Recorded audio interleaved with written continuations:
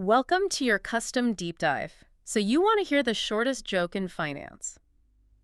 Sure, lay it on me. My forecast has a decimal point. Yeah, that is painfully accurate. Right. I mean, we all crave that certainty. We obsess over what the market is going to do tomorrow or, next year. But here's the wild part.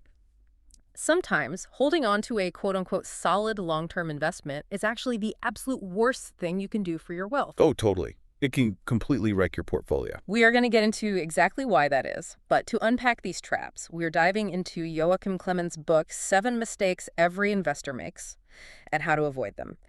And what I love about Klement is he isn't just some guy giving advice. He is a 20-year market veteran. Right, and he is a guy with a master's degree in math who, by the way, still got completely burned during the late 90s tech bubble. Which is crazy. Yeah, I mean, he knows the complex math, but he also knows the actual pain of losing money. And that math really exposes our whole obsession with expert forecasts. Because we just blindly trust them. Exactly. Like, just look at Klement's breakdown of the S&P 500 predictions back in 2019.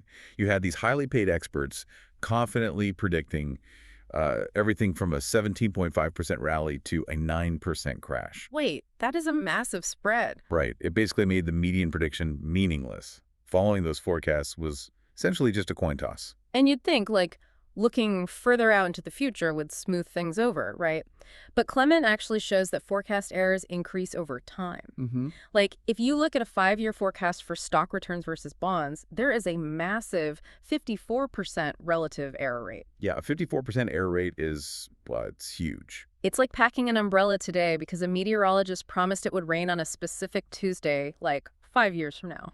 That is exactly what it's like. So if long-term forecasting is basically just guessing the weather half a decade out, convention tells us to just ignore the short-term noise and buy and hold forever. Right, the classic advice. But Yeah. where is the line between being a patient long-term investor and just being completely stubborn? Well, the math on being stubborn is brutal.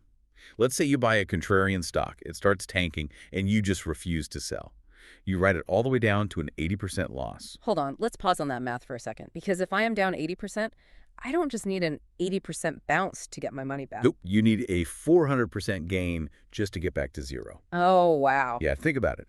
A $10,000 investment becomes $2,000.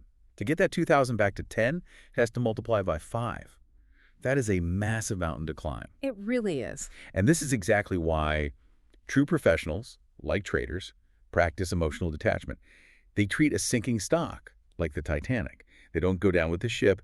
They use stop losses to survive. Okay, but wait, doesn't an automated tripwire, like a stop loss that sells your stock if it drops, doesn't that directly contradict the whole Warren Buffett buy and hold forever mantra? Well, not really. Yeah. Because even the greats, even Buffett, cut ties when the actual business fundamentals change. Okay, so it's not just about the stock price dropping. Right. Buy and hold doesn't mean buy and ignore. You hold as long as the core thesis remains true. A stop loss just acts as an unemotional exit strategy, before you have the chance to fall in love with a failing thesis. But why is it so incredibly hard for us to notice when that core thesis is breaking in the first place? Simply put, confirmation bias. Our brains are basically wired to filter out anything that proves us wrong. Once we decide an investment is good, we selectively ignore the bad news. Oh, like the 1990s PC boom Klement talks about. Yes. Perfect example. Everyone correctly predicted that personal computers were going to take over the world. Demand exploded exactly as forecasted. But if you blindly bought computer hardware stocks, you still got completely crushed. Exactly. Because once they decided PCs were the future, they just looked at the exploding demand, but completely filtered out the hyper-competitive supply and the price wars that were destroying profit margins. They confused a growing market with a profitable one. And mitigating that confirmation bias is the only way to see the full story before it's too late. Which is why I love this idea of adopting a devil's advocate. Oh, it's such a good strategy. Right. You literally assign someone or even just set up a specific practice for yourself dedicated entirely to aggressively poking holes in your most beloved investment ideas. Yeah, you need a mechanism to break you out of your own echo chamber. Exactly.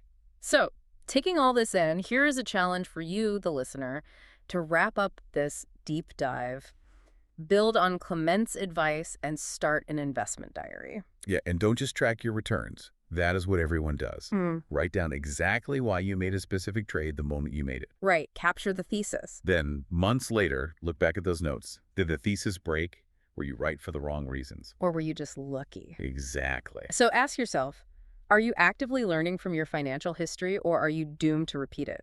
Remember, no matter how confident the expert sounds, their forecast still has a decimal point.